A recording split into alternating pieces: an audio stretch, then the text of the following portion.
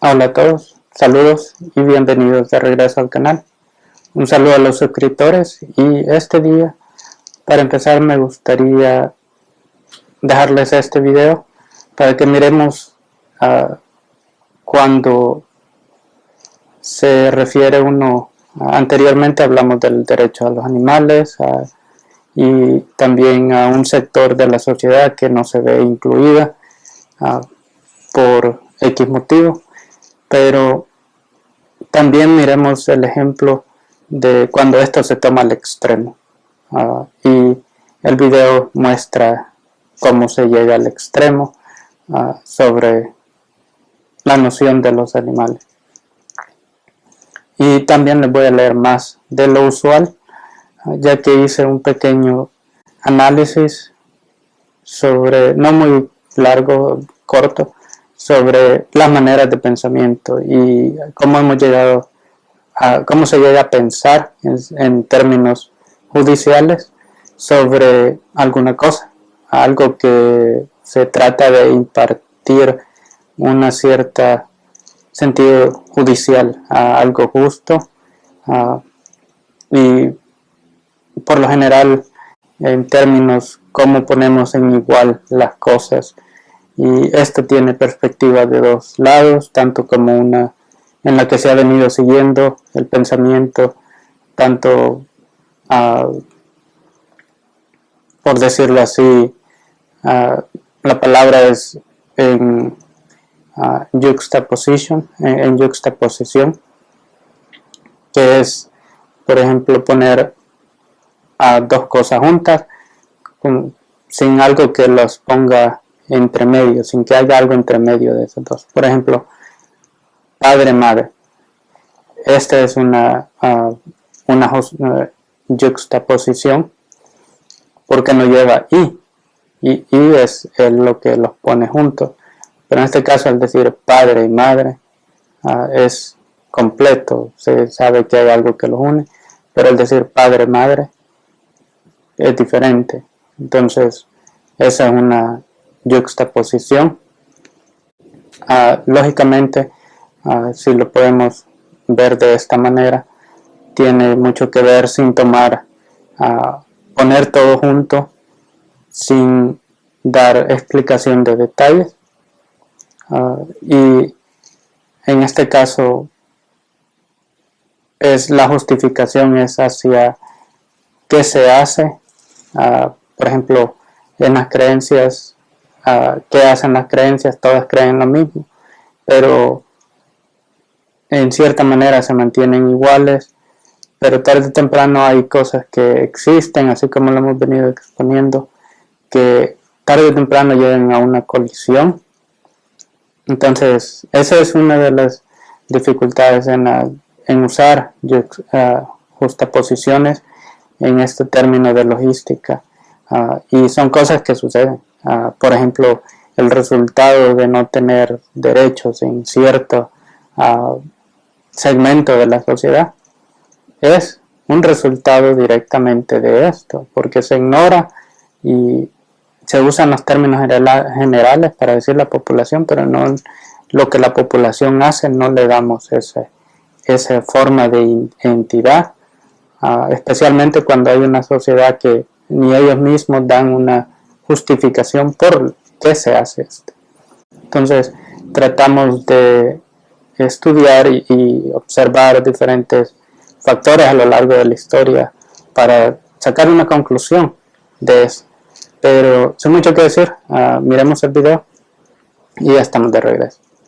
Evans, en su libro publicado en 1906, The Medieval Prosecution and Capital Punishment of Animals, la frecuencia con la que los cerdos fueron juzgados y condenados se debió en gran medida a la libertad con que se les permitió correr por las calles y hasta su inmenso número. El autor E.P. Evans en su obra distinguía entre dos tipos de juicios contra animales. Los primeros eran los que se realizaban contra bestias individuales por alguna acción criminal, mientras que los segundos iban dirigidos contra las plagas que afectaban la agricultura.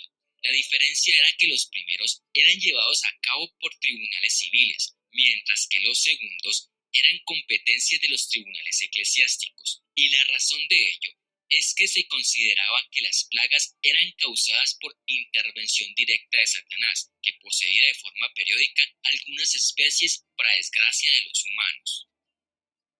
Muchos juicios eclesiásticos tenían todas las formalidades legales.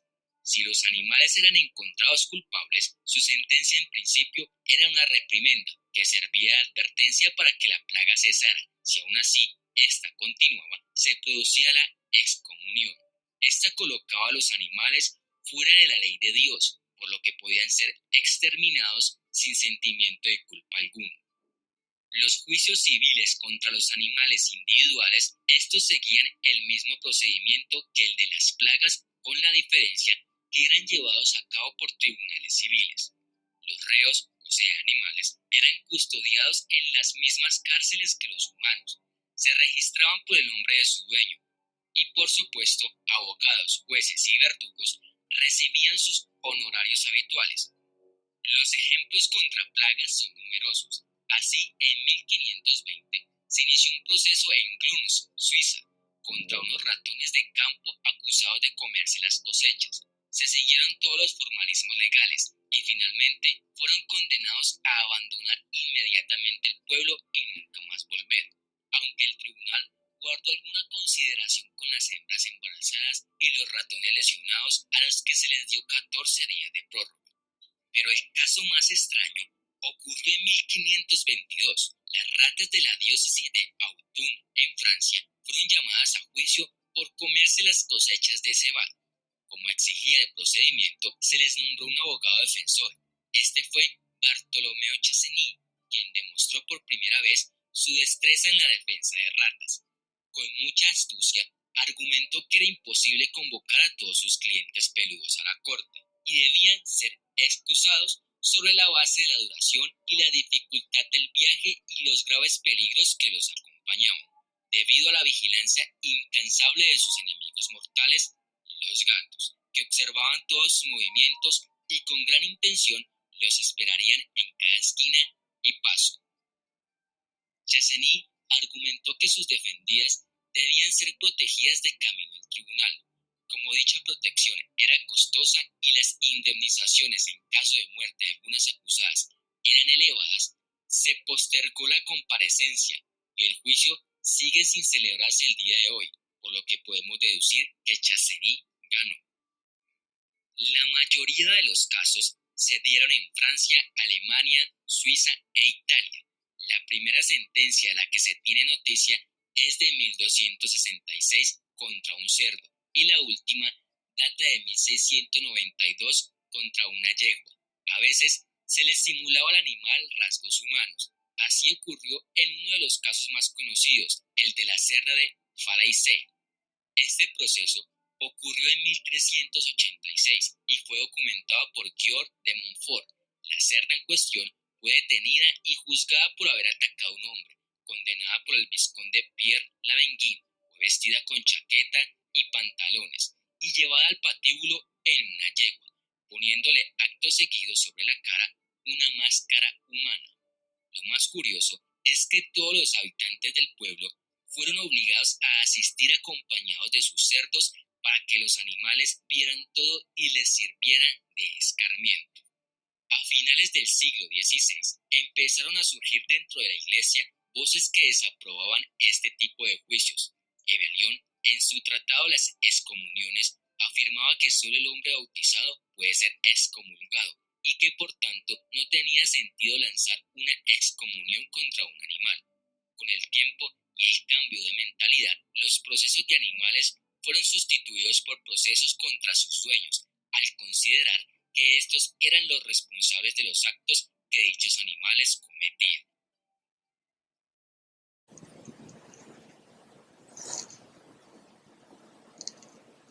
Bueno, después de ver este video empezamos con la literatura y nos quedamos en párrafo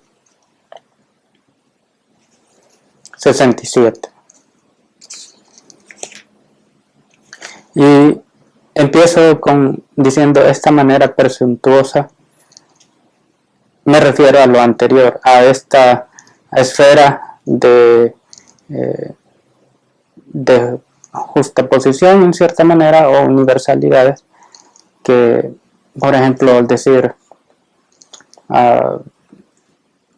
alabemos al sol, por ejemplo, que es en términos agustinos, era el día que se ocupaba el día domingo para alabar al sol, y se hacía todo tipo de carnavales, de cosas, sexualidad, y era el día era considerado parte de la paganeidad de aquellos tiempos. Pero sabemos que Constantino era el emperador romano, y fue el emperador que se convirtió al cristianismo, y dejaron de perseguir a los cristianos. Entonces, eso solo es un pequeño ejemplo. Y el decir alabemos el domingo, entonces ignoramos, esa es una universalidad que muchas religiones siguen, y se dice, o digamos cualquier otro día, no solamente un domingo. El sábado sabemos que está en los 10 mandamientos que dice honrarás el sábado, y eso entró en conflicto con Jesucristo porque él hacía obras pertenecientes a él el día sábado. Pero me refiero a esas universalidades que quedan sin desarrollo, sin darle seguimiento a por qué tal cosa, por qué tal domingo, por qué tal fecha. Y en este caso me refiero a las universalidades que son más que todo relacionadas al intelecto, al desarrollo del pensamiento, y esto implica el porqué. Entonces, empezamos con párrafo 67.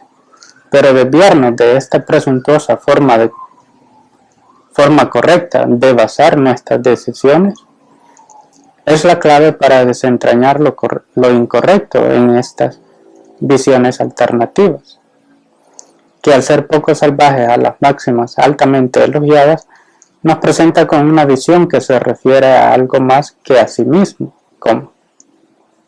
Entonces, al aventar esto, por ejemplo, el perro, pusimos el ejemplo de un perro, que le tiramos la bola y sale corriendo, y en ese momento le gusta hacer eso y se le olvida toda la violencia que tal vez se le haya hecho, y está satisfecho con eso de ir a traer la bola y regresa. Entonces, el acto que nosotros hacemos, por ejemplo, es para otro fin en nosotros mismos, no solamente en nosotros, sino que para el animal. Entonces, el resultado, cuando se ponen en práctica,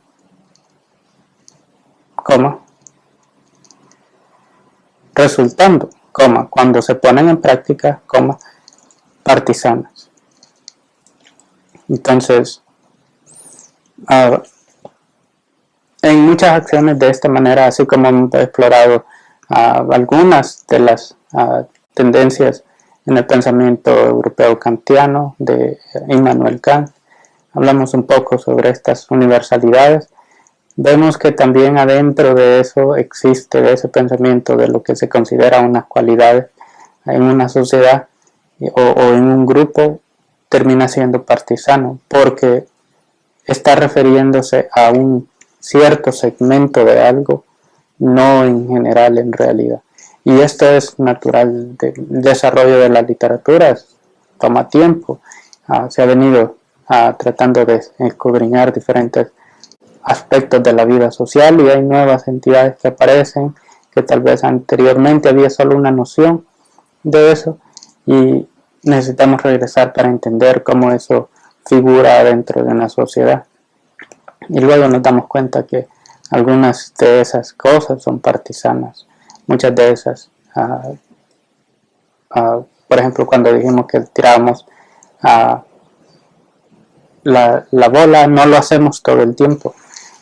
Tarde o temprano el animal se aburre o uno se aburre. Entonces es lo mismo con la literatura. Cuando se llega a ese aburrimiento se empiezan a utilizar términos universales para explicar por qué el sol sale. Porque Dios lo dice así. Por ejemplo, en los sacrificios humanos que se hacían, se suponía que al sacrificar a una persona y sacarle el corazón mientras la persona aún estaba viva, consciente, iba a satisfacer al sol. Entonces el sol ha sido un factor bastante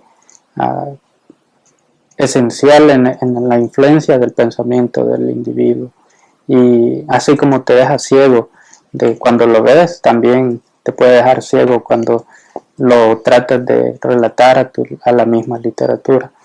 Y esto ha sido usado por muchos escritores y siempre ha mantenido ese misticismo del sol. Por ejemplo,